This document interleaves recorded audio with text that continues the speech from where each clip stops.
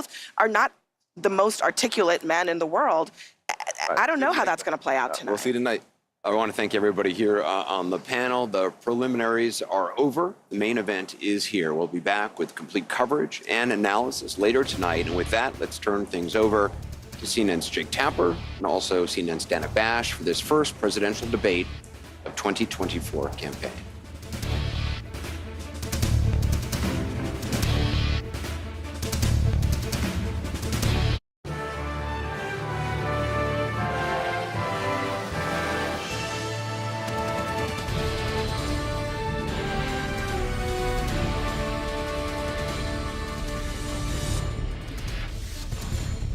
We're live from Georgia, a key battleground state in the race for the White House. In just moments, the current U.S. president will debate the former U.S. president as their party's presumptive nominees, a first in American history.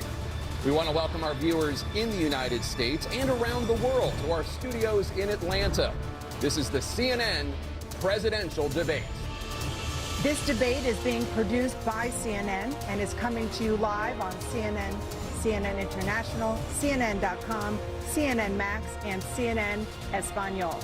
This is a pivotal moment between President Joe Biden and former President Donald Trump in their rematch for the nation's highest office.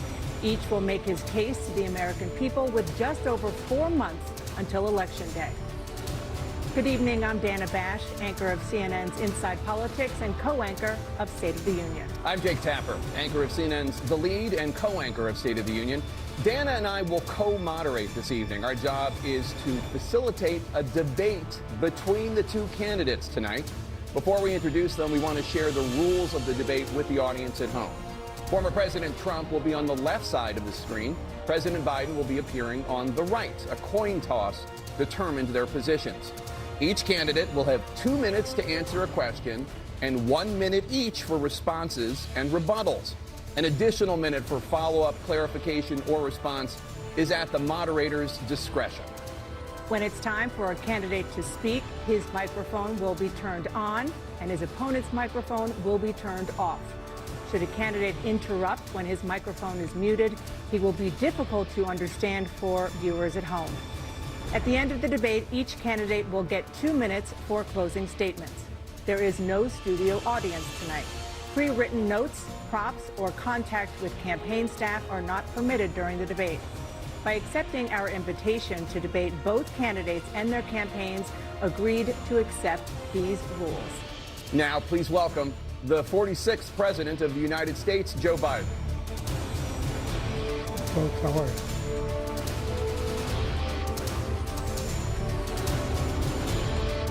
Great to be here. Thank you.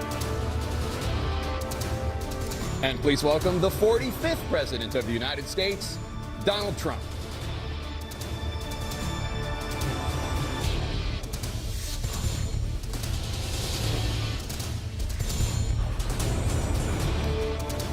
Gentlemen, thanks so much for being here. Let's begin the debate, and let's start with the issue that voters consistently say is their top concern, the economy.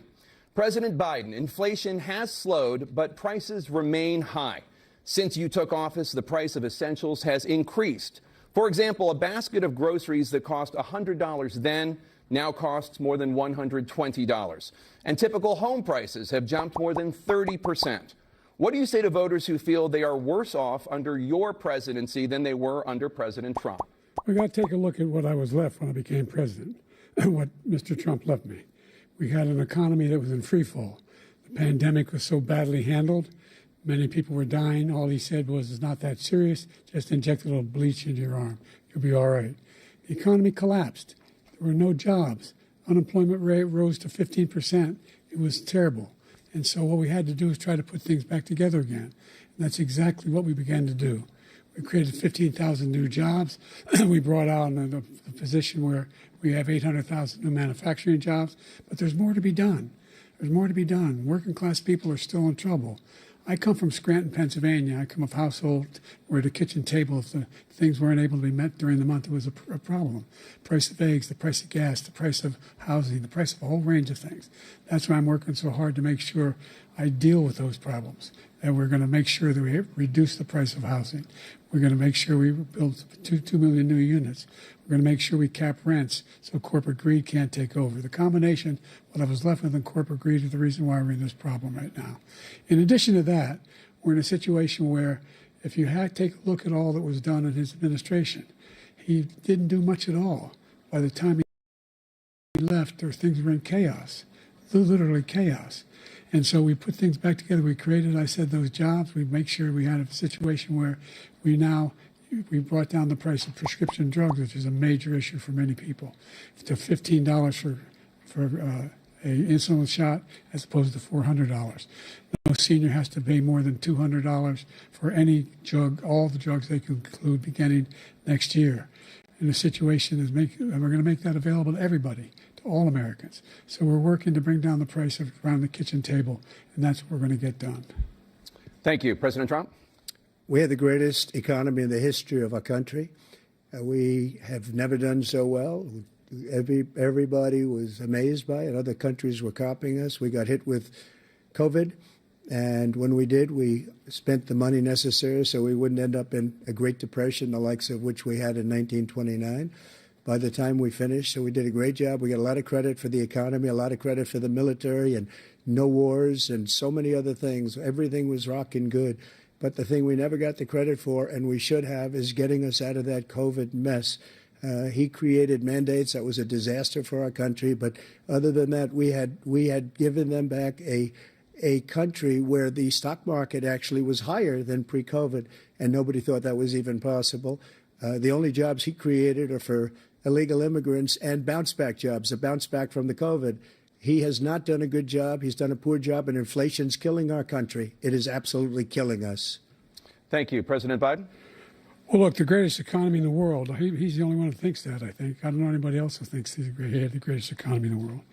And, you know, the fact of the matter is that we find ourselves in a situation where his economy, he rewarded the wealthy. He had the largest tax cut in American history, $2 trillion. He raised a deficit larger than any president has in any one term. He's the only president other than Herbert Hoover who's lost more jobs than he had when he began, since Herbert Hoover. The idea that he did something that was significant. And the military, you know, when he was president, they were still killing people in Afghanistan. He didn't do anything about that. When he was president, we were still finding ourselves in a position where you had a notion that we were this safe country. The truth is, I'm the only president this century that doesn't have this decade, that doesn't have any troops dying anywhere in the world like he did. President Trump, I want to follow up if I can. Am I allowed to respond to him? Well, I'm going to ask you a follow-up. You can do whatever you want with the minute that we give you. I want to follow up. You want to impose a 10% tariff on all goods coming into the U.S. How will you ensure that that doesn't drive prices even higher? It's not going to drive them higher. It's just going to cost countries that have been ripping us off for years, like China and many others, in all fairness to China. It's going to just force them to pay us a lot of money, reduce our deficit tremendously, and give us a lot of power for other things. But he made a statement. The only thing he was right about is I gave you the largest tax cut in history. I also gave you the largest regulation cut in history. That's why we had all the jobs. And the jobs went down, and then they bounced back, and he's taking credit for bounce-back jobs. You can't do that. He also said he inherited 9% inflation. No, he inherited almost no inflation, and it stayed that way for 14 months. And then it blew up under his leadership because they spent money like a bunch of people that didn't know what they were doing. And they don't know what they were doing. It was the worst, probably the worst administration in history. There's never been. And as far as Afghanistan is concerned, I was getting out of Afghanistan, but we were getting out with dignity, with strength, with power. He got out. It was the most embarrassing day in the history of our country's life. President Trump, over the last 8 years, under both of your administrations, the national debt soared to record highs. And according to a new nonpartisan analysis, President Trump, your administration approved $8.4 trillion in new debt, while so far, President Biden, you've approved $4.3 trillion in new debt. So, former President Trump, many of the tax cuts that you signed into law are set to expire next year. You want to extend them and go even further, you say. With the U.S. facing trillion-dollar deficits and record debt, Why should top earners and corporations pay even less in taxes than they do now? Because the tax cuts spurred the greatest economy that we've ever seen just prior to COVID. And even after COVID, it was so strong that we were able to get through COVID much better than just about any other country. But we spurred, that tax spurred. Now, when we cut the taxes, as an example, the corporate tax was cut down to 21% from 39%, plus beyond that. We took in more revenue with much less tax, and companies were bringing back trillions of dollars back into our country. The country was going like never before. And we were ready to start paying down debt. We were ready to start using the liquid gold right under our feet, the oil and gas right under our feet. We were going to have something that nobody else has had. We got hit with COVID.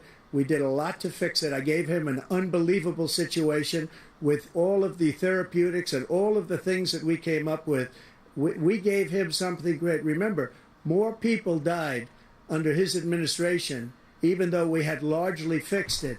More people died under his administration than our administration, and we were right in the middle of it, something which a lot of people don't like to talk about. But he had far more people dying in his administration. He did the mandate, which is a disaster, mandating it. The vaccine went out. He did a mandate on the vaccine, which is the thing that people most objected to about the vaccine. And he did a very poor job, just a very poor job. And I will tell you, not only poor there, but throughout the entire world, we're no longer respected as a country. They don't respect our leadership. They don't respect the United States anymore. We're like a third world nation between weaponization of his election, trying to go after his political opponent, all of the things he's done. We've become like a third world nation, and it's a shame. The damage he's done to our country. And I'd love to ask him, and will, why he allowed millions of people to come in here from prisons, jails, and mental institutions to come into our country and destroy our country. President Trump, we will get to immigration later in this block. President Biden, I want to give you an opportunity to respond to this question about the national debt. He had the largest national debt of any president in a four-year period, number one. Number two, that $2 trillion tax cut benefited the very wealthy. What I'm going to do is fix the tax system. For example, we have 1,000 trillionaires in America. Billionaires in America. And what's happening? They're in a situation where they, in fact, pay 8.2% in taxes. If they just paid 24%, 25%, either one of those numbers, they'd raise $500 billion, I should say, in a 10-year period. We'd be able to wipe out his debt. We'd be able to help make sure that all those things we need to do, child care, elder care, making sure that we continue to strengthen our healthcare system, making sure that we're able to make every single solitary person eligible for what I've been able to do with the with the COVID. With dealing with everything we have to do with. Look, if we finally beat Medicare. Thank you, President Biden. President Trump? Well, he's right. He did beat Medicare. He beat it to death, and he's destroying Medicare because all of these people are coming in. They're putting them on Medicare. They're putting them on Social Security. They're going to destroy Social Security. This man is going to single-handedly destroy Social Security. These millions and millions of people coming in, they're trying to put them on Social Security. He will wipe out Social Security. He will wipe out Medicare. So he was right in the way he finished that sentence. And it's a shame. What's happened to our country in the last 4 years is not to be believed. Foreign countries, I'm friends with a lot of people, they cannot believe what happened to the United States of America. We're no longer respected. They don't like us. We give them everything they want, and they think we're stupid. They think we're very stupid people. What we're doing for other countries, and they do nothing for us. What this man has done is absolutely criminal. Thank you, President Trump. Dana? This is the first presidential election since the Supreme Court overturned Roe v. Wade. This morning, the court ruled on yet another abortion case, temporarily allowing emergency abortions to continue in Idaho, despite that state's restrictive ban. Former President Trump, you take credit for the decision to overturn Roe v. Wade, which returned the issue of abortion to the states. Correct. However, the federal government still plays a role in whether or not women have access to abortion pills. They're used in about 2/3 of all abortions. As president, would you block abortion medication? First of all, the Supreme Court just approved the abortion bill, and I agree with their decision to have done that. and I will not block it. And if you look at this whole question that you're asking, complex but not really complex. 51 years ago, you had Roe v. Wade, and everybody wanted to get it back to the states. Everybody, without exception. Democrats, Republicans, liberals, conservatives. Everybody wanted it back. Religious leaders. And what I did is I put 3 great Supreme Court justices on the court, and they happened to vote in favor of killing Roe v. Wade and moving it back to the states. This is something that everybody wanted. Now, 10 years ago or so, they started talking about how many weeks and how many this, and getting into other things. But every legal scholar throughout the world, the most respected, wanted it brought back to the states. I did that. Now the states are working it out. If you look at Ohio, it was a decision that was an end result that was a little bit more liberal than you would have thought. Kansas, I would say the same thing. Texas is different. Florida is different. But they're all making their own decisions right now. And right now, the states control it. That's the vote of the people. Like Ronald Reagan, I believe in the exceptions. I am a person that believes. And frankly, I think it's important to believe in the exceptions. Some people, you have to follow your heart. Some people don't believe in that. But I believe in the exceptions for rape, incest, and the life of the mother. I think it's very important. Some people don't. Follow your heart. But you have to get elected also. And because that has to do with other things. You got to get elected. The problem they have is they're radical because they will take the life of a child in the 8th month, the 9th month, and even after birth. After birth, if you look at the former governor of Virginia, he was willing to do this. He said, we'll put the baby aside and we'll determine what we do with the baby, meaning we'll kill the baby. What happened is we brought it back to the states, and the country is now coming together on this issue. It's been a great thing. Thank you. President Biden? It's been a terrible thing, what you've done. The fact is that the vast majority of constitutional scholars supported Roe when it was decided. Supported Roe. And that's this idea that they're all against it is just ridiculous.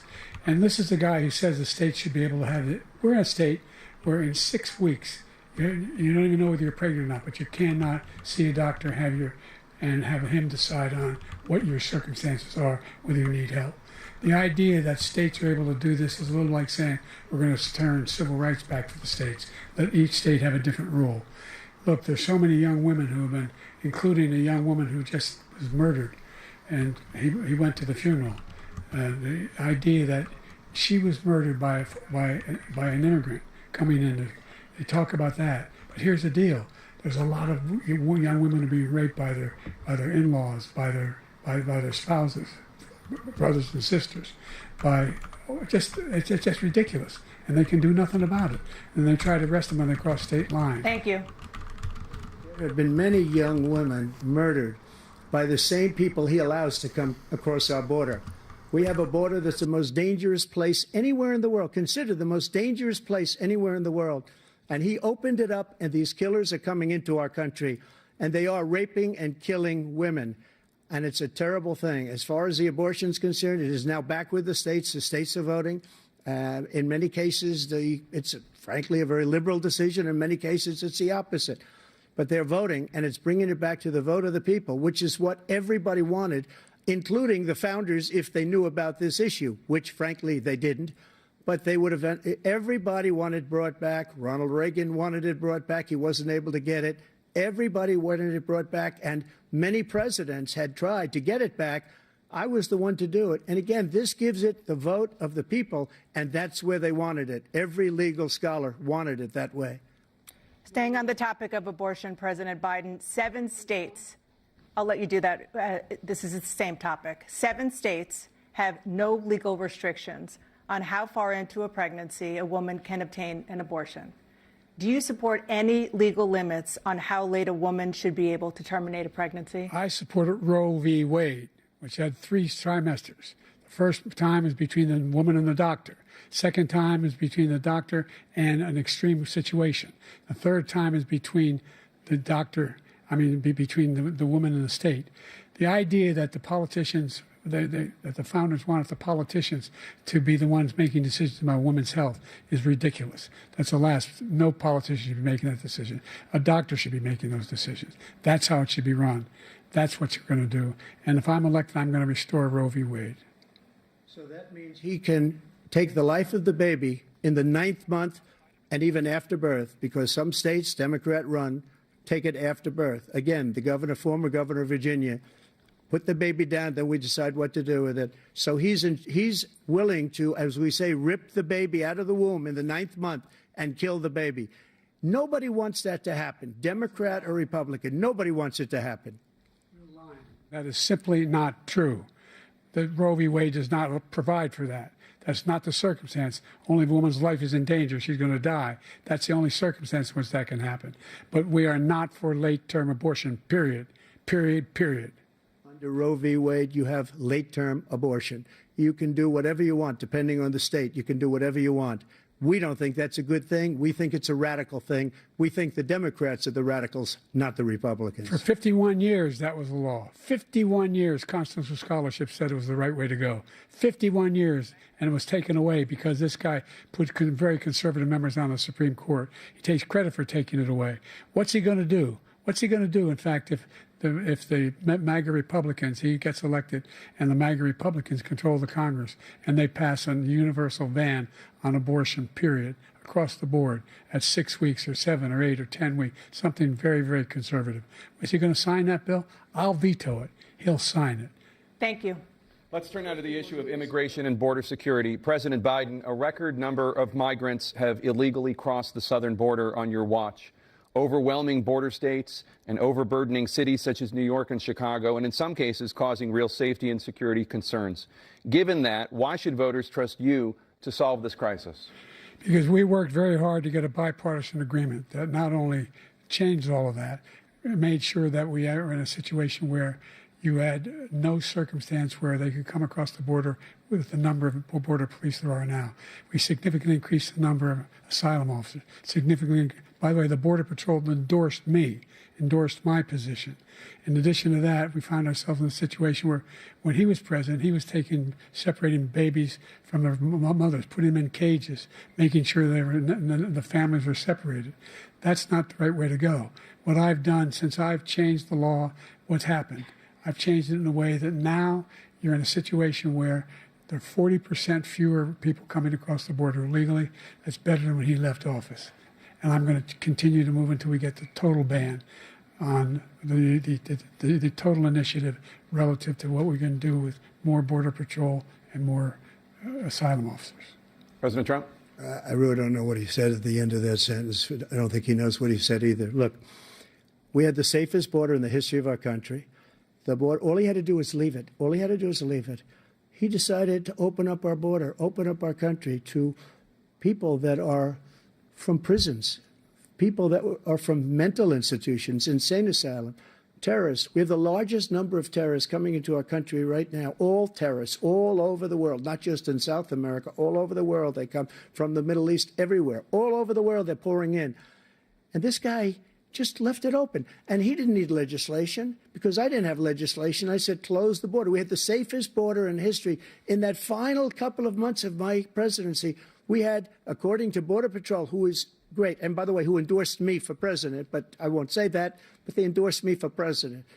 Brandon, just speak to him.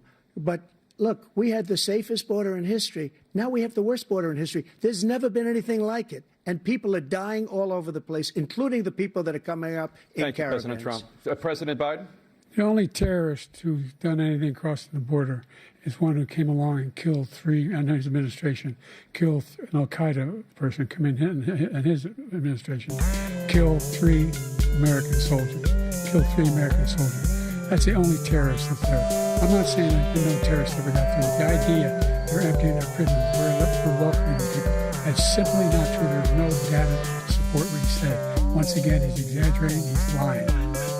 President Trump, staying on the topic of immigration, you've said that you're going to carry out, quote, the largest domestic deportation operation in American history, unquote.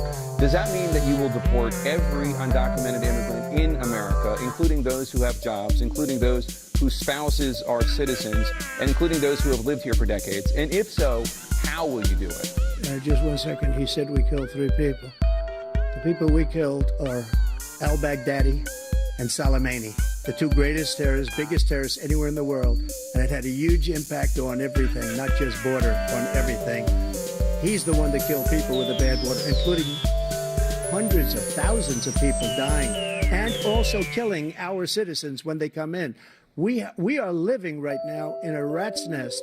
They're killing our people in New York, in California, and every state in the union, because we don't have borders anymore. Every state is now a border. And because of his ridiculous, insane, and very stupid policies, people are coming in and they're killing our citizens at a level that we've never seen. We call it migrant crime. I call it Biden migrant crime. They're killing our citizens at a level that we've never seen before. And you're reading it like these three incredible young girls over the last few days. One of them, I just spoke to the mother, and he just had the funeral for this girl, 12 years old. This is horrible what's taken place. What's taken place in our country, we're literally an uncivilized country now. He doesn't want it to be. He just doesn't know. He opened the borders. Nobody's ever seen anything like. And we have to get a lot of these people out, and we have to get them out fast because they're going to destroy our country. Just take a look at where they're living. They're living in luxury hotels in New York City and other places. Our veterans are on the street. They're dying because he doesn't care about our veterans. He doesn't care. He doesn't like the military at all. And he doesn't care about our veterans. Nobody been worse. I had the highest approval rating for veterans taking care of the VA.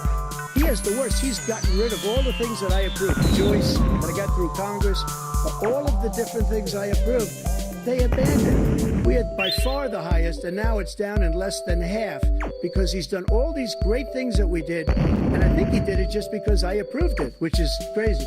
But he has killed so many people at our border by allowing all of these people to come in. And it's a very sad day.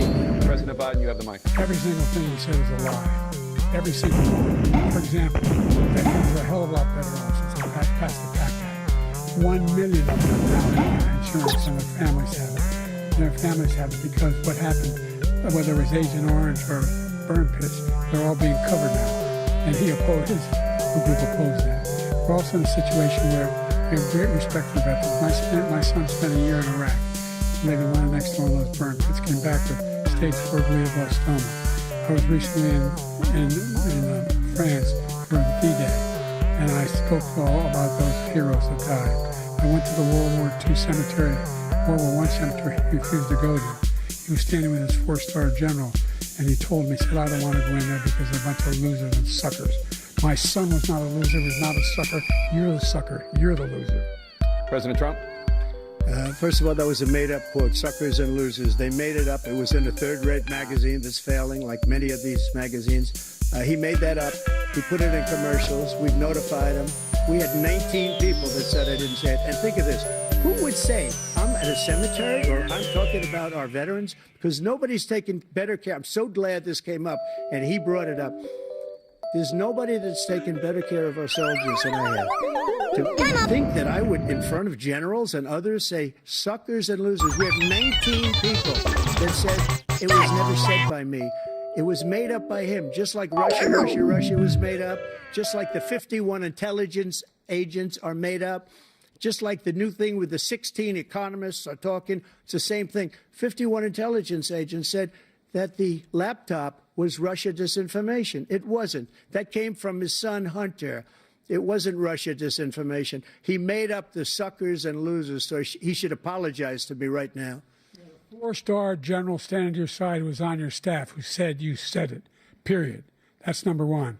And number two, the idea that I have to apologize to you for anything along the line. We've done more for veterans than any president has in American history. And they now are in their family. The only sacred obligation we have as a country is to care for our veterans when they come home and their families and equip them when they go to war. That's what we're doing. That's what the VA is doing now. They're doing more for veterans than ever before in our history. All right, thank you so much. Let's move to the topic of foreign policy. I want to begin with Russia's war against Ukraine, which is now in its 3rd year.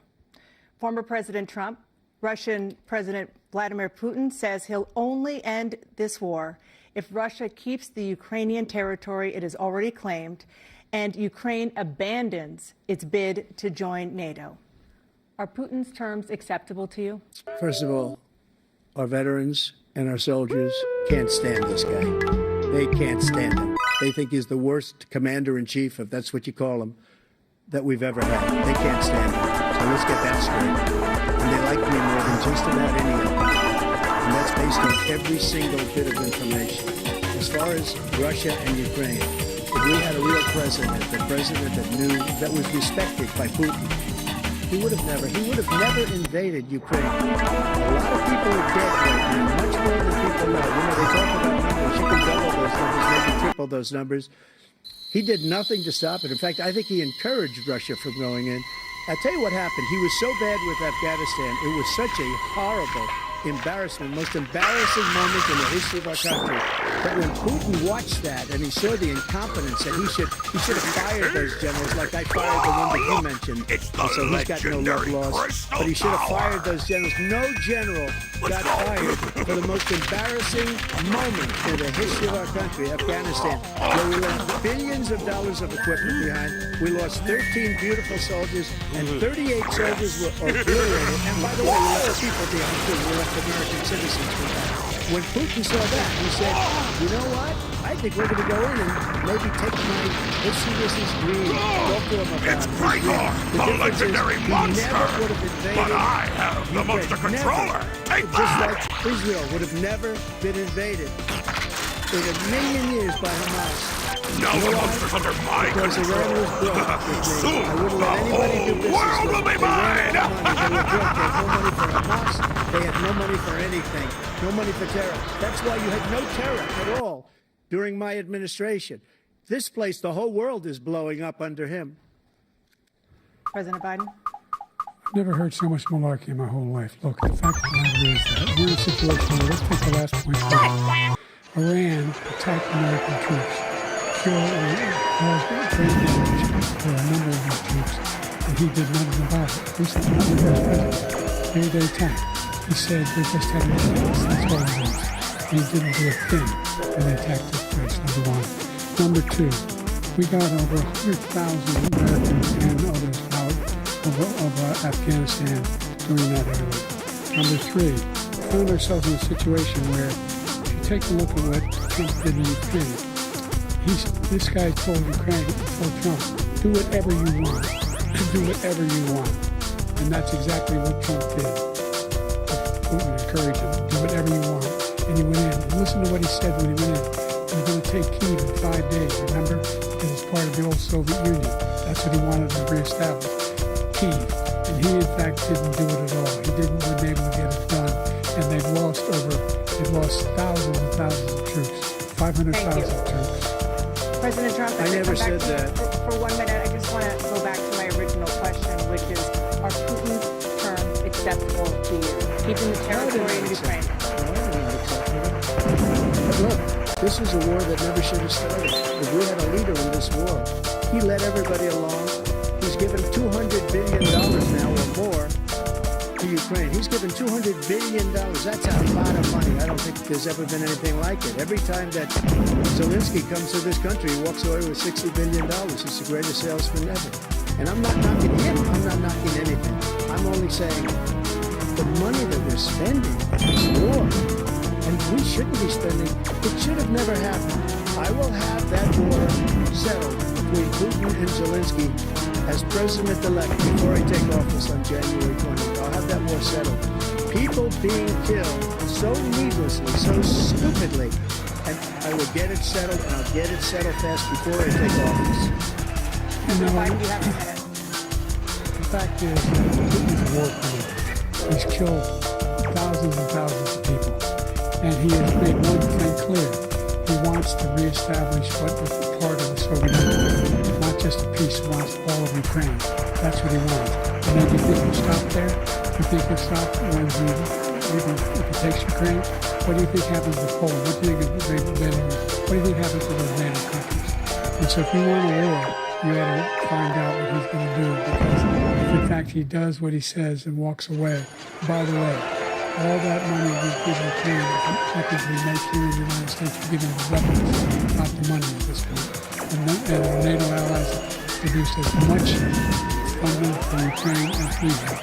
That's why we're strong. Thank you. Moving on to the Middle East. In October, Hamas attacked Israel, killing more than 1,000 people and taking hundreds of hostages. Among those held and thought to still be alive are 5 Americans. Israel's response has killed thousands of Palestinians humanitarian crisis in Gaza. President Biden, you've put forward a proposal to resolve this conflict, but so far Hamas has not released the remaining hostages, and Israel is continuing its military offensive in Gaza. So what additional leverage will you use to get Hamas and Israel to end the war? You have 2 minutes. Number one, everyone from the United Nations Security Council straight through the G7 to the Israelis and Netanyahu himself have endorsed the plan before. It's just 3 stages to it. The first stage is trade the hostages or a ceasefire. The second phase is a ceasefire with additional conditions.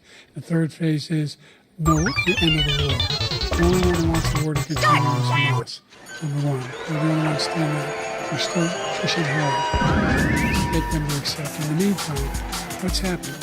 In Israel, we're trying to say the only thing I've denied Israel is a 2,000-pound bomb. They don't work very well in populated areas. They kill a lot of innocent people. We provide Israel with all the weapons they need and when they need them. And by the way, I'm the guy who organized the world against Iran when they had a full-blown ballistic missile attack on Israel. No one was hurt. No one Israeli was accidentally killed, and it's stopped. We saved Israel. We are the biggest producer of support for Israel of anyone in the world. And so there are 2 different things. Hamas cannot be allowed to continue. We continue to send our experts and our young people to how they can get Hamas like we did bin Laden. You don't have to do it. And by the way, they've been greatly weakened Hamas. Greatly weakened. They should be. They should be eliminated. But you've got to be careful for what using certain weapons in population centers. Just going back to Ukraine for 1 second. We have the ocean separating us. The European nations together have spent $100 billion or maybe more than that, less than us. Why doesn't he call them and say, you got to put up your money like I did with NATO? I got them to put up hundreds of billions of dollars. The Secretary General of NATO said Trump did the most incredible job I've ever seen. They wouldn't have any, they were going out of business. We were spending almost 100% of the money was paid by us. He didn't do that. He's getting all, you got to ask these people to put up the money. We're over $100 billion more spent, and it has a bigger impact on them because of location, because we have an ocean in between. You got to ask them, as far as Israel and Hamas, Israel's the one that wants to go. He said the only one who wants to keep going is Hamas. Actually, Israel is the one, and you should let him go and let him finish the job. He doesn't want to do it. He's become like a Palestinian, but they don't like him because he's a very bad Palestinian. He's a weak one. President Biden, you have a minute. I've never heard so much foolishness. This is a guy who wants to get out of NATO. Are you going to stay in NATO? You're going to put on NATO. The idea that we have, our strength lies in our alliances as well. There may be a big ocean, but we're ever able to avoid a war in Europe, a major war in Europe. What happens if, in fact, we continue to go into NATO? We have an article attack on one is attack on all. We want to start the nuclear war he keeps talking about. Go ahead. Let Putin go in and control Ukraine and then move on to Poland and other places. This is what happens then. He has no idea what the hell he's talking about. And by the way, I got 50 other nations around the world to support Ukraine, including Japan and South Korea, because they understand that this kind of dislocation has a serious threat to the whole world peace. No major war in Europe has ever been able to continue just to Europe. President Trump, just to follow up, would you support the creation of an independent Palestinian state in order to achieve peace in the region? I have to see, but before we do that, the problem we have is that we spend all the money. So they kill us on trade. I made great trade deals with the European nations. Because if you add them up, they're about the same size economically. Their economy is about the same size as the United States. And they will no cars, no. They don't want anything that we have. But we're supposed to take their cars, their food, their everything, their agriculture. I changed that. But the big thing I changed is they don't want to pay. And the only reason that he can play games with NATO is because I got them to put up hundreds of billions of dollars. I said, and he's right about this, I said, no, I'm not going to support NATO if you don't pay. They asked me that question, would you guard us against Russia, at a very secret meeting of the 28 states at that time, or nations at that time. And they said, no, if you don't pay, I won't do that. And you know what happened? Billions and billions of dollars came flowing in the next day and the next month. But now we're in the same position. We're paying everybody's bills. Let's turn to the issue of democracy. Former President Trump, I want to ask you about January 6, 2021. After you rallied your supporters that day, some of them stormed the Capitol to stop the constitutionally mandated counting of electoral votes. As president, you swore an oath to, quote, preserve, protect, and defend, unquote, the Constitution. What do you say to voters who believe that you violated that oath through your actions and inaction on January 6th and worry that you'll do it again? Well, I don't think too many believe that. And let me tell you about January 6th. On January 6th, we had a great border. Nobody coming through, very few. On January 6th, we were energy independent. On January 6th, we had the lowest taxes ever. We had the lowest regulations ever. On January 6th, we were respected all over the world. All over the world, we were respected. And then he comes in, and we're now laughed at. We're like a bunch of stupid people. But what happened to the United States' reputation under this man's leadership is horrible, including weaponization, which I'm sure at some point you'll be talking about, where he goes after his political opponent because he can't beat him fair and square. You have 80 seconds left. My question was, what do you say to those voters who believe that you violated your constitutional oath through your actions and inaction on January 6, 2021 and worry that you'll do it again? Well, I didn't say that to anybody. I said peacefully and patriotically. And Nancy Pelosi, if you just watched the news from 2 days ago, on tape to her daughter, who's a documentary filmmaker, as they say, but she's saying, oh no, it's my responsibility. I was responsible for this. Because I offered her 10,000 soldiers or National Guard, and she turned them down. And the mayor of, in writing, by the way, the mayor, in writing, turned it down, the mayor of D.C. They turned it down. I offered 10,000 because I could see, I had virtually nothing to do. They asked me to go make a speech. I could see what was happening. Everybody was saying they're going to be there on January 6th. They're going to be there. And I said, you know what? There's a lot of people coming. You could feel it. You could feel it too, and you could feel it. And I said, they ought to have some National Guard or whatever. And I offered it to her. And she now admits that she turned it down. And it was the same day she was, I don't know, she can't be very happy with her daughter because it made her into a liar. She said, I take full responsibility for January 6th. President Biden? Look, he encouraged those folks to go to the Capitol Hill, number one. I sat in the dining room off the Oval Office. He sat there for 3 hours watching, begging, being begged by his vice president and a number of his colleagues on the Republican side as well to do something, to call for a stop, to end it. Instead, they talked about these people being patriots and great patrons of America. In fact, he says he'll now forgive them for what they've done. They've been convicted. He says he wants to commute their sentences and say that, he went to every single court in the nation. I don't know how many cases, scores of cases, including the Supreme Court. And they said, no, this guy is responsible for doing what was done. He did do a damn thing. And these people should be in jail. And they should be the ones who are being held accountable. And he wants to let them all out. And now he says if he loses again, such a whiner that he is, it will be a bloodbath. Thank you, President Biden. President Trump? What they've done to some people that are so innocent, you ought to be ashamed of yourself. What you have done, how you've destroyed the lives of so many people. When they ripped down Portland, when they ripped down many other cities, you go to Minnesota, Minneapolis, what they've done there, with the fires all over the city. If I didn't bring in the National Guard, that city would have been destroyed. When you look at all of they took over big chunks of Seattle. I was all set to bring in the National Guard. They heard that, they saw them coming, and they left immediately. What he said about this whole subject is so off. Peaceful and patriotic. One other thing. The Unselect Committee, which is basically two horrible Republicans that are all gone now, out of office, and Democrats, all Democrats, they destroyed and deleted all of the information they found because they found out we were right. We were right. And they deleted and destroyed all of the information. They should go to jail for that. If a Republican did that, they'd go to jail. Thank you, President Trump. President Biden, I want to give you a minute. The only person on this stage is a convicted felon is the man I'm looking at. And the fact of the matter is, he isn't. What he's telling you is simply not true. The fact is that There was no effort on his part to stop what was going on in Capitol Hill. And all those people, every one of those who was convicted, deserves to be convicted. The idea that they didn't kill somebody, just went in and broke down doors, broke the windows, occupied offices, turned over desks, turned them over statues. The idea that those people are patriots, come on.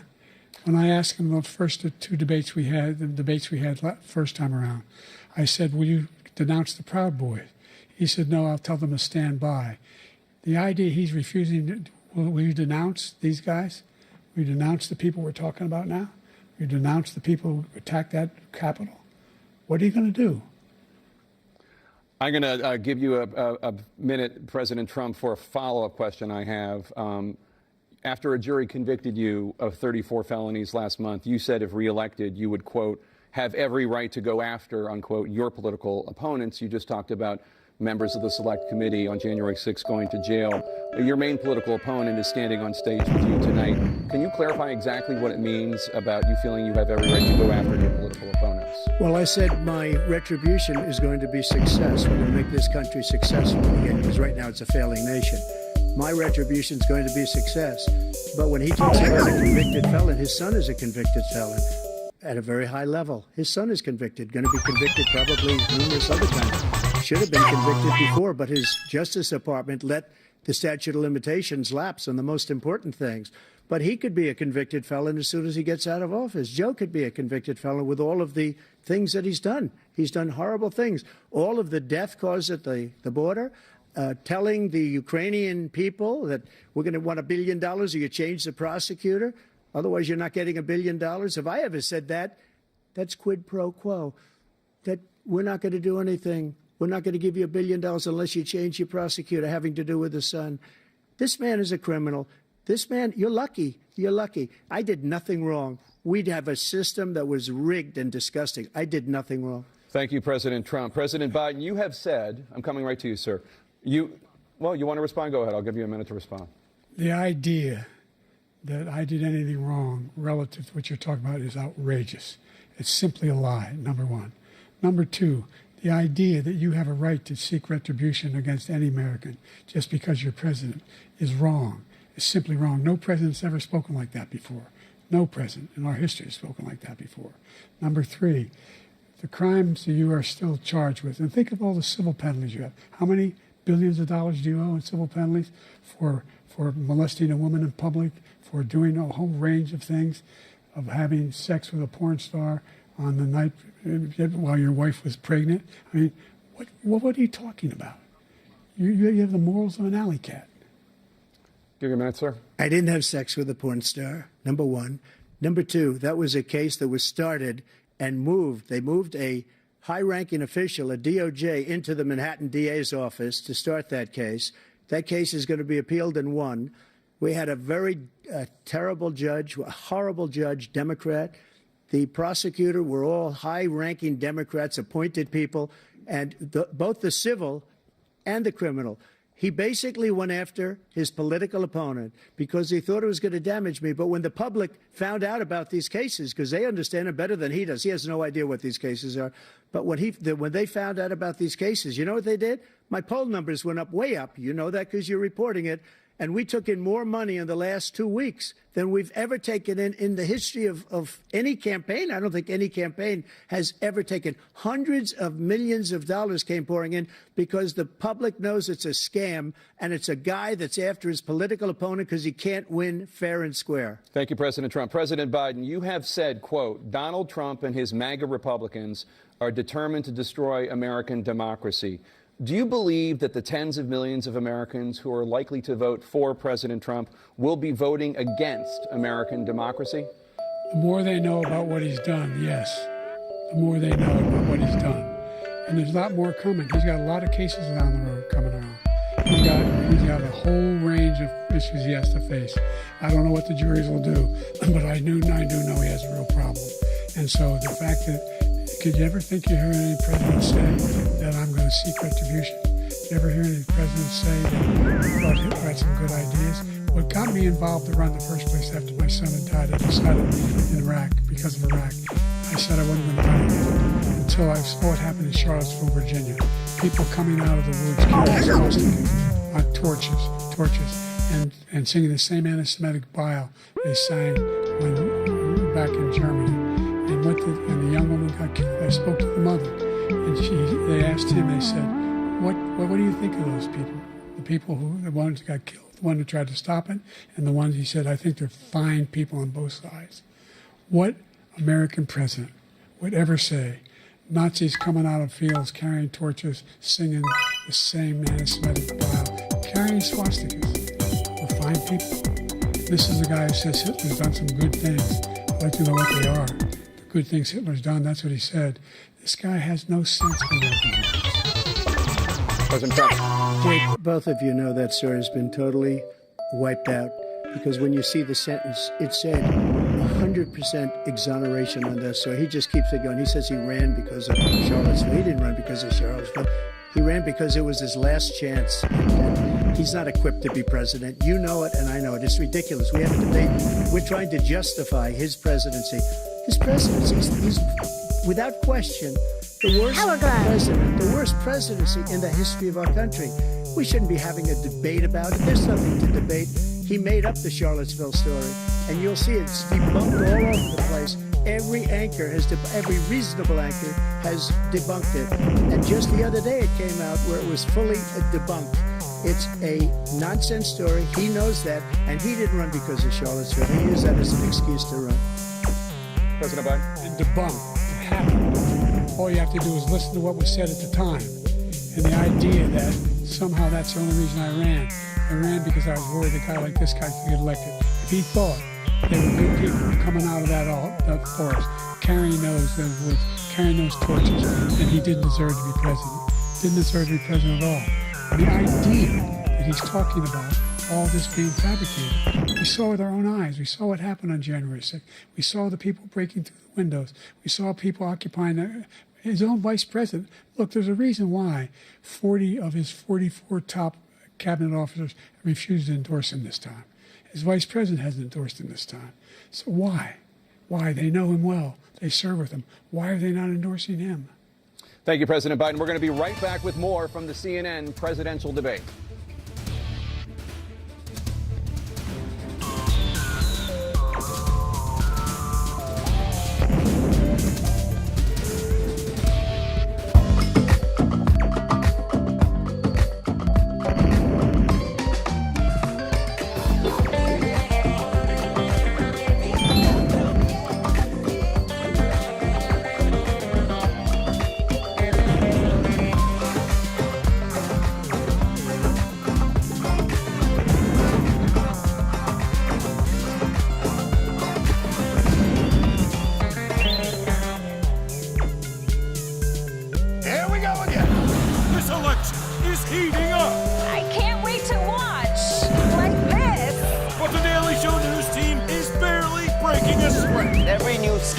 Cancels out a different scandal until you become president. It's an ancient tactic called politics. I don't know, just pick one.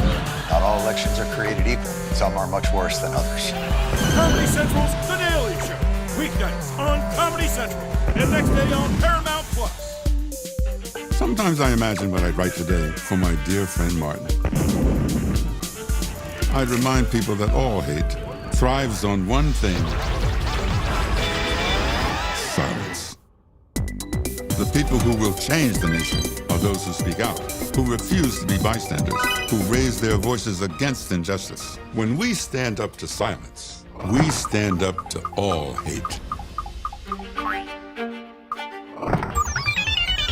For the most comfortable, luxurious, eco-friendly, and affordable, handcrafted American-made mattresses on the market today. Delivered and set up in any room of your house. Sattva, luxury mattresses made affordable. 20 seconds a week to lose 20% of your weight in a year with diet and exercise. That's the power of GLP-1s through Ro. Connect with a provider today at ro.co/20. Take control of your health by boosting your force field, the immune system. With the Aura Ring, you can listen to your body's signals and raise your defenses. Aura tells you when your temperature is higher than normal, how to improve your sleep, or if your heart rate shows signs of stress, so you can decide to push yourself or to lie low. Live smarter, stronger, healthier with the Oura Ring. I got this $1,000 camera for only $41 on DealDash. DealDash.com. Online auctions since 2009. This PlayStation 5 sold for only 50 cents. This iPad Pro sold for less than $34. And this Nintendo Switch sold for less than $20. I got this KitchenAid stand mixer for only $56. I got this barbecue smoker for $26. And shipping is always free. Go to DealDash.com right now and see how much you can save. I'm Matthew. I'm Melissa, and together we started Fresh Clean Threads. For most of my life, I've worn a black t-shirt, and most were either too short, too baggy, or inconsistent. Using my years of apparel experience, we set out to make the world's best fitting t-shirt. Since day one, our Fresh Clean tees were made to offer a flattering fit for all body types and not break the bank. Unleash your confidence at freshcleanthreads.com.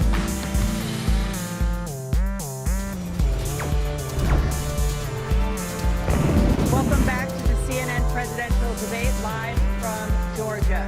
Let's talk about persistent challenges you both faced in your first terms and you'd certainly face again in the second term. President Biden, while black unemployment dropped to a record low under your presidency, black families still earn far less than white families. Black mothers are still 3 times more likely to die from pregnancy-related causes, and black Americans are imprisoned at 5 times the rate of white Americans. What do you say to black voters who are disappointed that you haven't made more progress? They acknowledge they made a lot of progress, number one. Tax abatements for small black businesses that have been started at any time in history.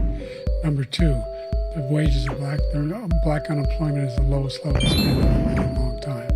Number 3, we're trying to provide housing for black Americans and dealing with the segregation that exists among these corporate corporations that collude to keep people out of their houses.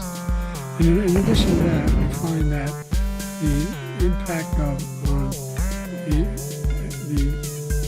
choice that black families have to make relative to child care is incredibly difficult. When we did the first major piece of legislation in the past, I was able to reduce black child care payments. I cut them in half. We're going to make sure we provide for child care costs. We're going to make sure, because when you provide those child care protections, you increase economic growth because more people can be in the job market. So there's more to be done, considerably more to be done. But we've done a great deal so far, and I'm not letting it up, and they know it. You have 49 seconds left. What do you say to black voters who are disappointed with the progress so far? I say I don't blame them for being disappointed. Inflation is still hurting the bottom. For example, I provided for the idea that any black family, first-time homebuyer, should get a $10,000 tax credit to be able to buy their first home so they can get started. I made sure that we're in a situation where all those black families and those black individuals who provided had to take out student loans that were ballooning, that if they were engaged in nursing and anything having to do with volunteerism, if they paid their bills for 10 years on their student debt, all the nurses are doing after 10 years. Millions have benefited from that. And we're going to do a whole lot more for black families. Thank you, President Trump. And he caused the inflation. He's blaming inflation, and he's right, it's been very bad. He caused the inflation, and it's killing black families and Hispanic families and just about everybody. It's killing people. They can't buy groceries anymore. They can't. You look at the cost of food where it's doubled and tripled and quadrupled. They can't live. They're not living anymore. He caused this inflation. I gave him a country with essentially no inflation. It was perfect. All he had to do is leave it alone. He destroyed it with his Green New Scam and all this money that's being thrown out the window. He caused inflation. As sure as you're sitting there, the fact is that his big kill on the black people is the millions of people that he's allowed to come in through the border. They're taking black jobs now. And it could be 18, it could be 19, and even 20 million people. They're taking black jobs and they're taking Hispanic jobs, and you haven't seen it yet, but you're going to see something that's going to be the worst in our history. Thank you. President Biden? There was no inflation when I became president. You know why? The economy was flat on its back. 15% unemployment. He decimated the economy, absolutely decimated the economy. That's why there was no inflation at the time. There were no jobs. We provided thousands of millions of jobs for individuals who are in all communities, including minority communities. We made sure that they have health insurance. We have covered, the ACA has increased. I made sure that they're $8,000 per person in a family to get written off for health care. But this guy wants to eliminate that. They tried 50 times. He wants to get rid of the ACA again, and they're going to try again if they win. You find ourselves in a position where the idea that we're not doing any, we put more police on the street than any administration has. He wants to cut the cops. We're providing for equity and making sure people have a shot to make it. There's a lot going on, but in inflation, he caused it by his tremendous malfeasance in the way he handled the pandemic. Thank you. Another persistent challenge is the climate crisis. 2023 was the hottest year in recorded history, and communities across the country are confronting the devastating effects of extreme heat, intensifying wildfires, stronger hurricanes, and rising sea levels. Former President Trump, you've vowed to end your opponent's climate initiatives, but will you take any action as president to solve the climate crisis? Well, let me just go back to what he said about the police, how close the police are there. Almost every police group in the nation from every state is supporting Donald J. Trump. Almost every police group. And what he's done to the black population is horrible, including the fact that for 10 years he called them super predators. We can't, in the 1990s, we can't forget that. Super predators was his name, and he called it to them for 10, and they've taken great offense at it, and now they see it happening. But when they see what I did for criminal justice reform and for the historically black colleges and universities, where I funded them and got them all funded, and the opportunity zones with Tim, as you know, Tim Scott was incredible. He did a great job. Great senator from South Carolina. He came to me with the idea, and it was a great idea. It's one of the most successful economic development acts ever in the country, opportunity zones. And the biggest beneficiary are blacks. And that's why we have the best numbers with them in maybe ever. They're saying ever. I read this morning where ever, the best numbers. He's lost much of the black population because he's done a horrible job for black people. He's also done a horrible job for Hispanics. But wait till you see these millions of people pouring into our country, and they're going to take the jobs, and it's already started, and you haven't seen anything yet. It's a disaster. You've 38 seconds left. President Trump, will you take any action as president to slow the climate crisis? So I want absolutely immaculate clean water, and I want absolutely clean air, and we had it. We had H2O. We had the best numbers ever, and we were using all forms of energy, all forms, everything. And yet, during my 4 years, I had the best environmental numbers ever. And my top environmental people gave me that statistic just before I walked on the stage, actually. The idea, Andy, he says, I've passed the most extensive climate change legislation in history. We find ourselves, and by the way, black colleges. I came up with $50 million for HBCUs, historic black universities and colleges, because they don't have the kind of contributors that they have to build these laboratories and the like. Any black student is capable in college of doing any white student can do. He doesn't have the money, but now they'll be able to get those jobs in high tech. We're in a situation where the idea that he is claiming to have done something to have the cleanest water. He hadn't done a damn thing for the environment. He pulled out of the Paris Peace Accord. I immediately joined it, because if we reach 1.5 degrees Celsius at any one point, there's no way back. The only existential threat to humanity is climate change, and he didn't do a damn thing about it. He must undo all that I've done. The Paris Accord was going to cost us $1 trillion, and China nothing, and Russia nothing, and India nothing. It was a ripoff of the United States. And I ended it because I didn't want to waste that money because they treat us horribly. We were the only ones. It was costing us money. Nobody else was paying into it. And it was a disaster. But everything that he said just now, I'll give you an example. I heard him say before insulin. I'm the one that got the insulin down for the seniors. I took care of the seniors. What he's doing is destroying all of our medical programs because the migrants coming in, they want everybody. And look, I have the biggest heart on the stage, I guarantee you that. And I want to take care of people. But we're destroying our country. They're taking over our schools, our hospitals, and they're going to be taking over Social Security. He is destroying Social Security, Medicare, and Medicaid.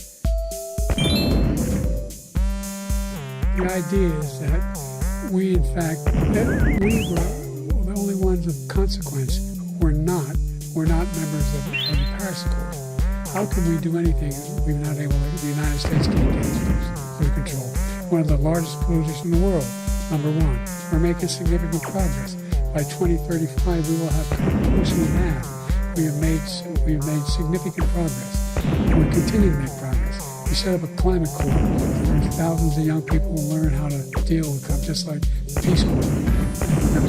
We're moving in directions that are going to significantly change the elements of cause of pollution. But the idea that he claims that he has the biggest heart up here and is really concerned about pollution and about climate, I've not seen any indication of that. And by the way, with regard to prescription drugs, one company agreed that they would reduce the price to $35, which I was calling for, one, voluntarily. I made sure every company in the world, every pharmaceutical company, cannot have to pay that. And by the way, so every day, millions of Americans struggle just to make ends meet. For many older Americans, Social Security provides a critical lifeline. President Biden, if nothing is done to Social Security, seniors will see their benefits cut in just over 10 years. Will you name tonight one specific step that you're willing to take to keep Social Security solvent? Yes, make the very wealthy begin to pay their fair share. Right now, everybody making under $170,000 pays 6% of their income, of their paycheck, every single time they get a paycheck from the time the first one they're 18 years old. The idea that I'm proposing that everybody, millionaires pay 1%. So no one I've not raised the cost of Social Security for anybody under $400,000. After that, I began to make the wealthy begin to pay their fair share by increasing from 1% beyond to be able to guarantee the program for life. So you still have 82 seconds left. Are there any other measures that you think that would be able to help keep Social Security solvent, or is that one enough? Well, no, that one enough will keep it solvent. But the biggest thing will do is if we defeat this man, because he wants to get rid of Social Security. He thinks there's plenty to cut in Social Security. He wanted to cut Social Security and Medicare both times.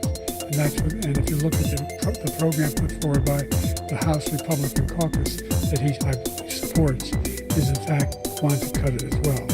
The idea that we don't need to protect our seniors is ridiculous. And by the way, the American public has greater health care coverage today than ever before. And on the ACA, as I said, we're in a circumstance where 400,000 people, 40 million people would not have insurance because they have a pre-existing condition. Only allows them to have that insurance is the fact that they in fact are part of the ACA. And by the way, the other thing is, we're in a situation where I talk about education for black communities. I've raised the amount of money for Pell Grants another $8,000. So anybody making under $70,000 a year is going to be able to get $15,000 towards the tuition. He just doesn't know what he's talking about. Thank you, President Biden. President Trump. So I've dealt with politicians all my life. I've been on this side of the equation for the last 8 years. I've never seen anybody lie like this guy. He lies. I've never seen it. He can look you in the face. So many other things, too. And we mentioned the laptop. We mentioned Russia, Ukraine. Everything he does is a lie. It's misinformation and disinformation. The losers and suckers story that he made up is a total lie on the military. It's a disgrace. But Social Security, He's destroying it because millions of people are pouring into our country, and they're putting them onto Social Security, they're putting them onto Medicare, Medicaid, they're putting them in our hospitals, they're taking the place of our citizens. What they're doing to the VA, to our veterans, is unbelievable. Our veterans are living in the street, and these people are living in luxury hotels. He doesn't know what he's doing, and it's really coming back. I've never seen such anger in our country before. President Biden? The idea that veterans are not being taken care of, I told you before. By the way, when I said suckers and losers, he acknowledged after that he fired that general. That general got fired because he's the one that acknowledged. That's what he said. He was the one standing with Trump when he said it. Number one. Number two, the idea that we're going to be in a situation where all these millions and millions of great talks about illegal aliens coming into the country and taking away our jobs. There's a reason why we have the fastest growing economy in the world. The reason why we have the most successful economy in the world. We're doing better than any other nation in the world. And by the way, those 15 Nobel laureates who talk about the economy, those 15 Nobel laureates, economists, they all said that if Trump is reelected, we're likely to have a recession and inflation is going to increase in the world. By the way, worst president in history, 159 presidential scholars voted for him the worst president in the history of the United States of America. President Biden, thank you so much. Let's turn to the cost of child care, which many American families struggle to afford. President Trump, both you and President Biden have tried to address this issue. But the average cost of child care in this country has risen to more than $11,000 a year per child. For many families, the cost of child care for 2 children is more than their rent. In your second term, what would you do to make child care more affordable? Just to go back, the general got fired because he was no good. And if he said that, that's why he made it up. But we have 19 people that said I didn't say it, and they're very highly respected, much more so than him. The other thing is, he doesn't fire people. He never fired people. I've never seen him fire anybody. I did fire a lot. I fired Comey because he was no good. I fired a lot of the top people at the FBI, Grady Swamp. They were no good. Not easy to fire people. You pay a price for it, but they were no good. I inherited these people. I didn't put them there. I didn't put Comey there. It's no good. I fired him. This guy hasn't fired anybody. He never fires. He should have fired every military man that was involved with that the Afghanistan horror show, the most embarrassing moment in the history of our country. He didn't fire. Did you fire anybody? Did you fire anybody that's on the border, that's allowed us to have the worst border in the history of the world? Did anybody get fired for allowing 18 million people, many from prisons, many from mental institutions? Did you fire anybody that allowed our country to be destroyed? Joe, our country is being destroyed as you and I sit up here and waste a lot of time in this debate. This shouldn't be a debate. He's the worst president. He just said about me because I said it. But look, he's the worst president in the history of our country. He's destroyed our country. Now all of a sudden he's trying to get a little tough on the border. He came out with a nothing deal, and it reduced it a little bit, like this much. It's insignificant. He wants open borders. He wants our country to either be destroyed or he wants to pick up those people as voters. And I don't think we just can't let it happen. If he wins this election, our country doesn't have a chance, not even a chance, of coming out of this rut. We probably won't have a country left anymore. That's how bad it is. He is the worst in history by far. Thank you, President Trump. President Biden. We're the most admired country in the world. We're the United States of America. There's nothing beyond our capacity. We're the finest military in the history of the world. The finest in the history of the world. No one thinks we're weak. No one wants to screw around with us. Nobody. Number one. Number two, the idea that we're talking about worst presidents. I wasn't joking. Look it up. Go online. 159 from 58, don't know the exact number. Presidential historians, they've had meetings and they voted who was the worst president in American history. One from best to worst. They said he was the worst in all of American history. That's a fact. That's not conjecture. He can argue they're wrong, but that's what they voted. The idea that he is doing anything to deal with child care. He did virtually nothing with child care. We should significantly increase the child care tax credit. We should significantly increase the availability of women and men or single parents to be able to go back to work. And we should encourage businesses to have. Thank you, President Biden. President Trump, the question was about what would you do to make child care more affordable if you want to take your amendment. just so you understand, we have polling, we have other things that they rate him the worst because what he's done is so bad. And they rate me, I'll show you, I will show you, and they rate me one of the best, okay? And if I'm given another 4 years, I will be the best. I think I'll be the best. Nobody's ever created an economy like us. Nobody ever cut taxes like us. He's the only one I know. He wants to raise your taxes by 4 times. He wants to raise everybody's taxes by 4 times. He wants the Trump tax cuts to expire. So everybody, including the two of you, are going to pay 4 to 5 times. Nobody ever heard of this before. All my life I've heard when I see politicians talking about cutting taxes. When we cut taxes, as I said, we did more business. Apple and all these companies, they were bringing money back into our country. The worst president in history by far, and everybody knows it. President Biden? Well, the fact of the matter is that he's dead wrong about, he's increased the tariff, he will increase the taxes on middle-class people. I said I'd never raise the taxes on anybody less than $200,000. I didn't. His tariff is 10% tariff. Everything coming in the country, you know what the economists say? That's going to cost the average American $2,500 a year more because they're going to have to pay the difference in food and all the things. Number two, he's in a situation where he talks about how he has not raised, he's somehow helped the middle class. The middle class has been devastated. Now you want a new tax cut of $5 trillion over the next 10 years, which is going to fundamentally bankrupt the country. You had the largest deficit of any president in American history, number one. Number two, you have not, in fact, made any contact, any progress with China. We are at the lowest trade deficit with China since 2010. Thank you, President Biden. You lost. Thank you, President Biden. Let's discuss an epidemic impacting millions of Americans that both of you have made a top priority in your first term, the opioid crisis. And for both of you, the number of overdose deaths in this country has gone up. Under your term, it went up. Under your term, it has gone up. Former President Trump, despite the efforts that both of you have made, more than 100,000 Americans are dying from overdoses every year, primarily from fentanyl and other opioids. What will you do to help Americans right now in the throes of addiction who are struggling to get the treatment they need? To finish up, we now have the largest deficit in the history of our country under this guy. We have the largest deficit with China. He gets paid by China. He's a Manchurian candidate. He gets money from China. So I think he's afraid to deal with them or something.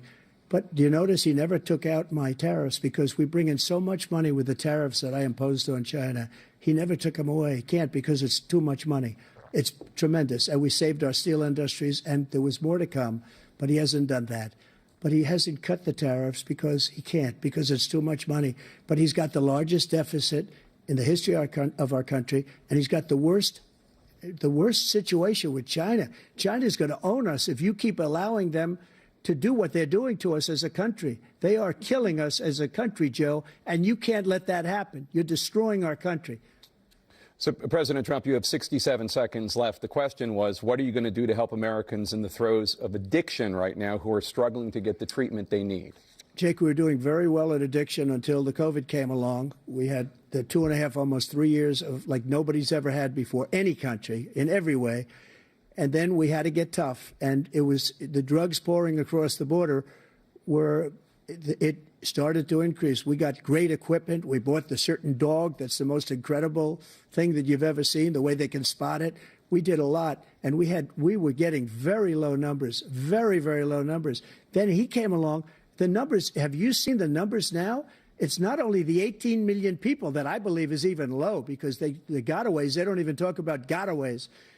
But the numbers of the amount of drugs and human trafficking in women coming across our border, the worst thing I've ever seen, at numbers that nobody's ever seen under him because the border's so bad.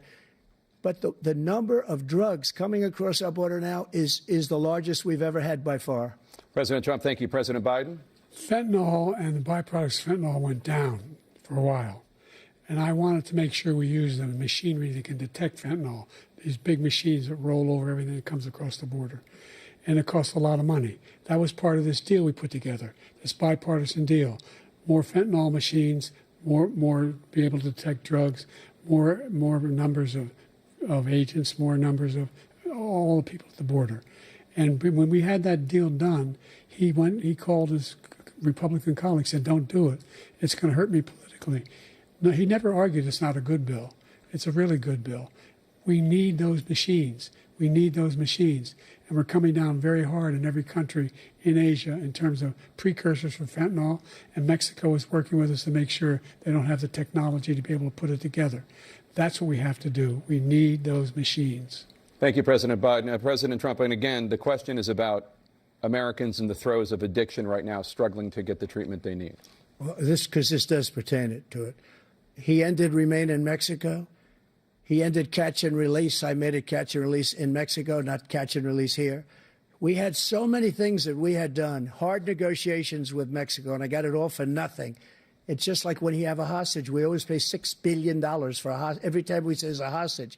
Now we have a hostage, a Wall Street Journal reporter, I think a good guy, and he's over there because Putin is laughing at this guy, probably asking for billions of dollars for the reporter. I will have him out very quickly as soon as I take office. Before I take office, I said by literally as soon as I win the election, I will have that reporter out. He should have had him out a long time ago. But Putin's probably asking for billions and billions of dollars because this guy pays it every time. We had 2 cases where we paid $6 billion for 5 people.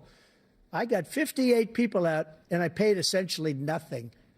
Thank you, President Trump. Dana? Let's turn to concerns that voters have about each of you. President Biden, you would be 86 at the end of your second term. How do you address concerns about your capability to handle the toughest job in the world well into your 80s? Well, first of all, I spent half my career being criticized being the youngest person in politics. I was the second youngest person ever elected to the United States Senate, and now I'm the oldest. This guy's 3 years younger and a lot less competent. I think that just look at the record. Look at what I've done. Look how I've turned around the horrible situation he left me. As I said, 15 million new jobs, 800,000 manufacturing jobs, more investment in America, over billions of dollars in private investment in enterprises that we are growing.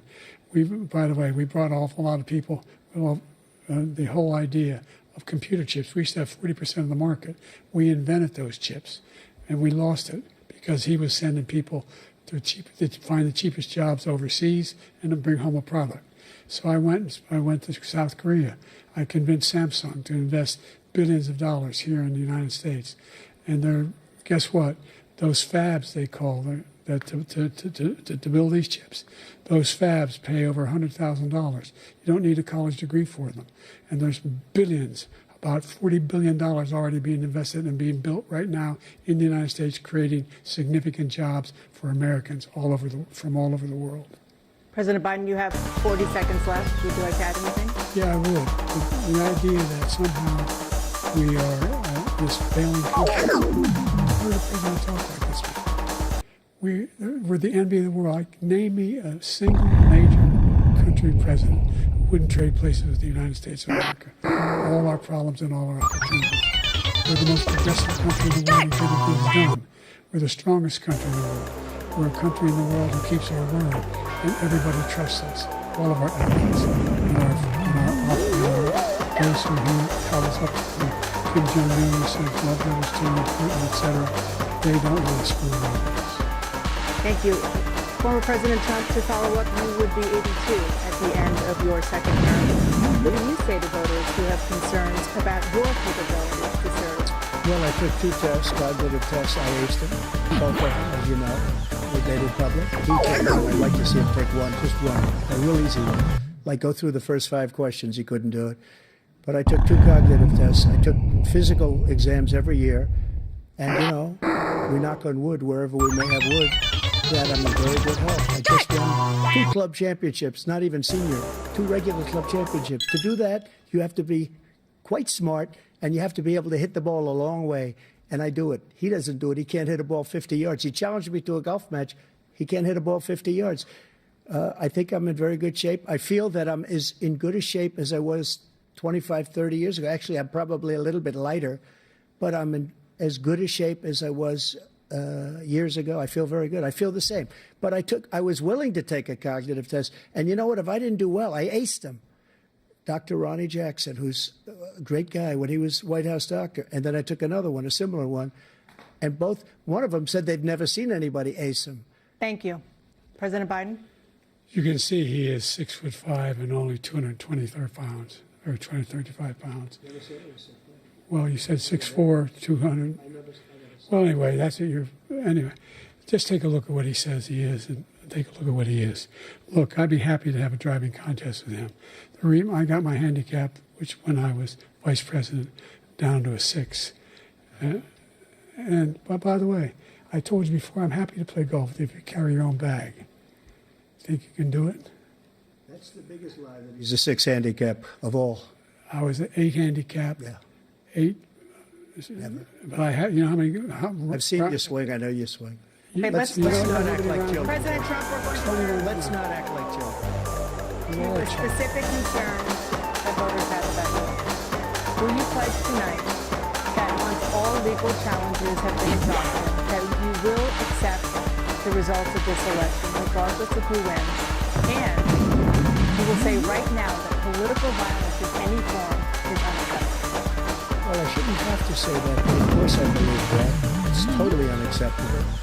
And if you would see my statements that I made on Twitter at the time, and also my statement that I made in the Rose Garden, you would say it's one of the strongest statements you've ever seen. In addition to the speech I made in front of, I believe, the largest crowd I've ever spoken to, and I will tell you, nobody ever talks about that. They talk about a relatively small number of people that went to the Capitol, and in many cases were ushered in by the police. And as Nancy Pelosi said, it was her responsibility, not mine. She said that loud and clear.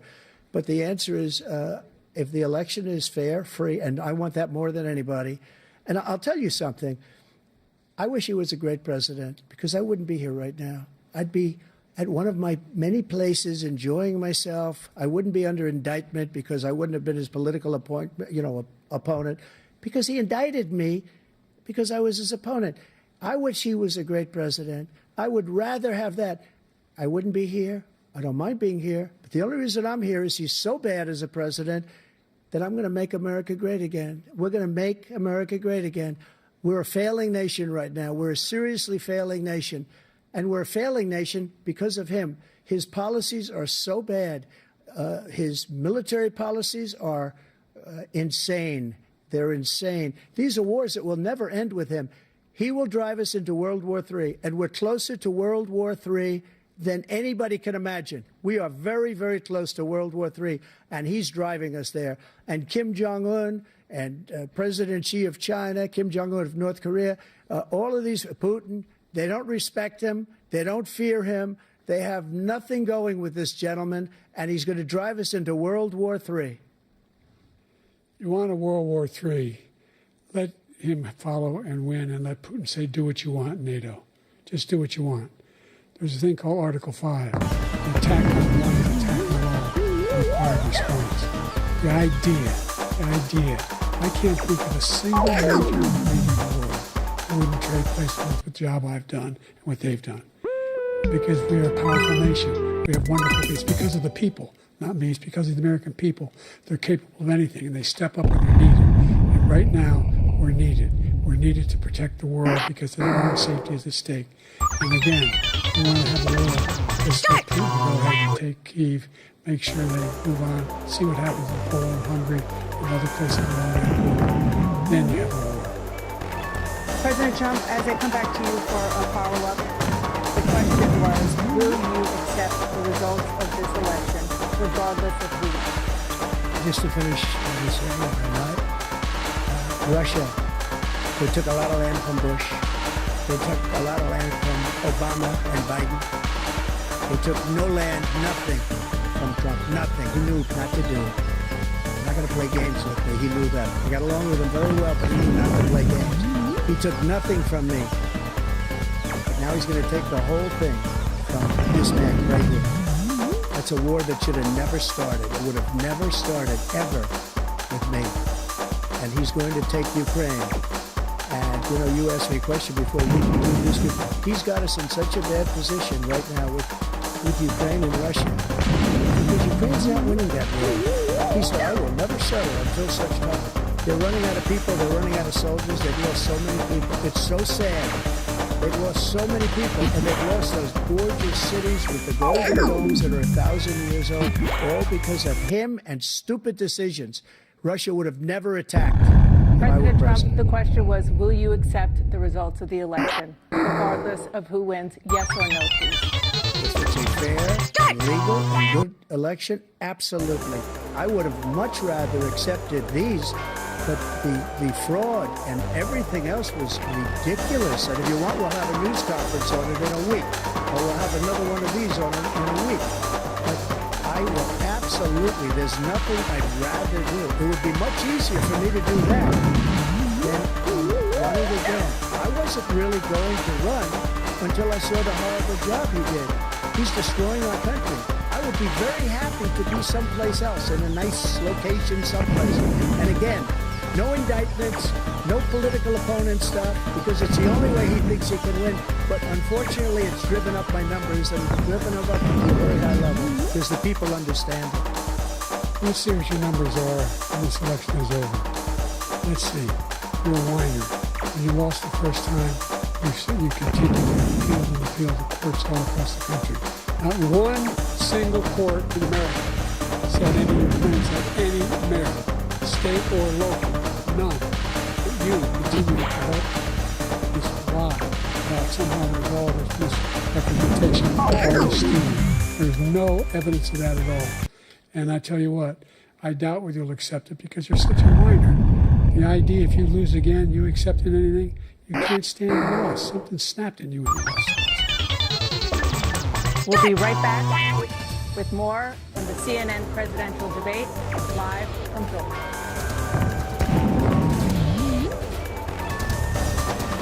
Every weekday morning, Here are the 5 things you need to know to start your day. get the news you need How about this for an earnings call headline? in 5 minutes or less. Bravo! CNN's 5 Things with Kate Baldwin, streaming weekdays on CNN.com and Max. Sail through the heart of historic cities and unforgettable scenery with Viking. Unpack once and get closer to iconic landmarks, local life, and cultural treasures. Because when you experience Europe on a Viking longship, you'll spend less time getting there and more time being there. Viking, exploring the world in comfort. You ready to be a New York Giant? Yes, sir. Let's do it. Our team's still adding pieces. Still have the draft and free agency. Saquon, let's have a conversation. You win here, it's unlike anywhere else. Hard Knocks, off-season with the New York Giants, streaming exclusively on Max. I've spent my career working in tech, and today I run my own software company. I'm excited about the future of American innovation, especially with artificial intelligence, where the U.S. currently leads the world. American researchers are making exciting new discoveries, and U.S. companies are investing billions in AI solutions that will strengthen small businesses. But foreign competitors like China want to surpass America in AI. Our leaders need to protect America's competitive edge. HCM is a serious heart condition affecting as many as 1 in 200 people. Like me. And me. It can impact how you feel and what you can do. I still felt tired on my beta blocker. So I talked to my cardiologist. About treatment advances in HCM that gave me new options. It was a breakthrough for me. That conversation was big for me. Talk to your cardiologist today and visit hcmrealtalk.com for more information. In the furniture business, things move fast. ZipRecruiter helps us hire qualified candidates who can keep up. We needed a project manager yesterday. We posted a job on ZipRecruiter and had our guy on site in 5 days. He was qualified in every way. ZipRecruiter finds the best candidates for all our jobs. They helped us build our dream team, and they did it fast. Is that too fast for you? 4 out of 5 employers who post on ZipRecruiter get a quality candidate within the first day. Try it for free at ZipRecruiter.com/hire. The biggest benefit, honestly, has been with my skin. Skin was more hydrated, more radiant. This is the best superfood that you could take. It has all the essential nutrients you need for your skin, your gut, energy, focus, mood, performance. My hair has gotten so much thicker ever since taking this. I used to have a probiotic, a green juice that replaced it all with this Arma colostrum. It is amazing. You gotta take it. If you want to try it, try arma.com. I got this $1,000 camera for only $41 on Deal Dash. DealDash.com. Online auctions since 2009. This PlayStation 5 sold for only 50 cents. This iPad Pro sold for less than $34. And this Nintendo Switch sold for less than $20. I got this KitchenAid stand mixer for only $56. I got this barbecue smoker for $26. And shipping is always free. Go to DealDash.com right now and see how much you can save. It's now time for the candidates to deliver their closing statements as predetermined by a coin toss. We're going to begin with you, President Biden. You have 2 minutes. We've made significant progress from the debacle that was left by President Trump in his last term. We find ourselves in a situation where, number one, we have to make sure that we have a fair tax system. I ask anyone out there in the audience or anyone out watching this debate, do you think the tax system is fair? The fact is that I said nobody even making under $400,000 had a single penny increase in their taxes, and will not. And if I'm reelected, that'll be the case again. But this guy has increased your taxes because of the deficit, number one. He's increased inflation because of the debacle he left after the way he handled the pandemic. And he finds himself in a position where he now wants to tax you more by putting a 10% tariff on everything that comes into the United States of America. What I did, when, for example, he wants to get rid of the ability of Medicare for us to be able to negotiate drug prices with the big pharma companies. Well, guess what? We got it down to $35 for insulin instead of $400. No more than $2,000 for every senior, no matter how much prescription they need. You know what that did? That reduced the federal debt by $160 billion over 10 years because the government doesn't have to pay the exorbitant prices. I'm going to make that available to every senior all along, where it's happening now, and everybody in America. He wants to get rid of that. I'm going to make sure that we have child care. We're going to significantly increase the credit people have for child care. I'm going to make sure we do something about what we're doing on lead pipes and all the things that are causing health problems for people across the country. We're going to continue to fight to bring down inflation and give people a break. Thank you, President Biden. President Trump, you now have 2 minutes for your closing statement. Like so many politicians, this man is just a complainer. He said, we want to do this, we want to do that, we want to get rid of this tax, that tax. But he doesn't do anything. All he does is make our country unsafe by allowing millions and millions of people to pour in. Our military doesn't respect him. We look like fools in Afghanistan. We didn't stop Israel. It was such a horrible thing that would have never happened. It should have never happened. Iran was broke. Anybody that did business with Iran, including China, they couldn't do business with the United States. They all passed. Iran was broke. They had no money for Hamas or Hezbollah, for terror, no money whatsoever. Again, Ukraine should have never happened. He talks about all the stuff, but he didn't do it. For 3.5 years, we're living in hell. We have the Palestinians and we have everybody else rioting all over the place. You talk about Charlottesville. This is 100 times Charlottesville, 1,000 times Charlottesville. The whole country is exploding because of you, because they don't respect you, and they have to respect their president, and they don't respect you throughout the world. What we did was incredible. We rebuilt the military. We got the largest tax cut in history, the largest regulation cut in history. The reason he's got jobs is because I cut the regulations that gave jobs, but he's putting a lot of those regulations back on. All of the things that we've done, nobody's never seen anything like. Even from a medical standpoint, right to try, where we can try space-age materials instead of going to Asia or going to Europe and trying to get when you're terminally ill. Now you can go and you can get something. You sign a document. They've been trying to get it for 42 years. But you know what we did for the military was incredible. Choice for our soldiers. Where our soldiers, instead of waiting for 3 months to see a doctor, can go out and get themselves fixed up and readied up and take care of themselves. And they're living. And that's why I had the highest approval rating in the history of the VA. So all of these things, we're a failing nation, but it's not going to be failing anymore. We're going to make it great again. Thank you, former President Trump, President Biden. Stay with us because we have full analysis of this debate. Anderson Cooper and Aaron Burnett starts now on CNN.